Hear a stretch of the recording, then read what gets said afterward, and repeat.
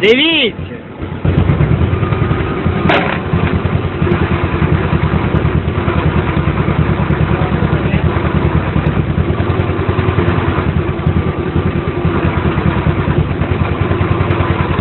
А ну вийди його.